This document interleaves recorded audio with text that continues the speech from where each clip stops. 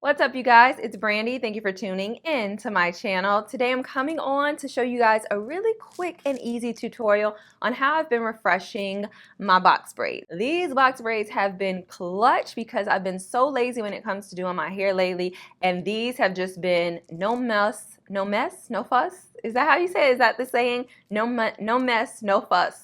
I think that's right. Basically, they've been just super easy to maintain. So I have been using some products pretty much every week, refreshing them at the end of the week. Y'all know that I go and work out probably like 4 to 5 times a week, so I am always constantly sweating in my head. One thing when getting these box braids I wanted to avoid was having to wash my hair. I did not want to have to deal with wetting them up because I know they become very, very heavy once you add water to them. Like, they're already heavy, and then adding water is just even more weight to your own hair and scalp, and that's more tension to your own hair. So I wanted to avoid that as much as possible, but still wanted to be hygienic and, you know, clean my scalp a little bit so it's not smelling. So these products have been working really well for that. Also with minimizing the frizz. Told you guys it's been 4 weeks since I've had these, and I feel like they still look pretty fresh as if I just got them done, and I feel like I could go longer with wearing them, but I attribute it to these products that I've been using and also tying my hair down every single night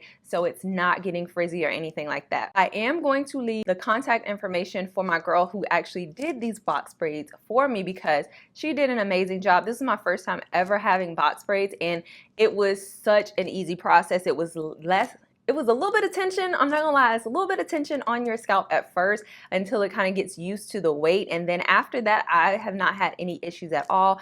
My edges are still intact. Y'all know I already had like little baby sparse edges, but they're still there, and I haven't had any issues at all with any of the braids sliding out or anything like that. So I highly recommend her. She's very affordable and she does it very quickly. Anyway, I feel like this intro is getting to be longer than I want it to be. So if you guys are interested in seeing how I've been refreshing my box braids for the past 4 weeks, then just keep on watching.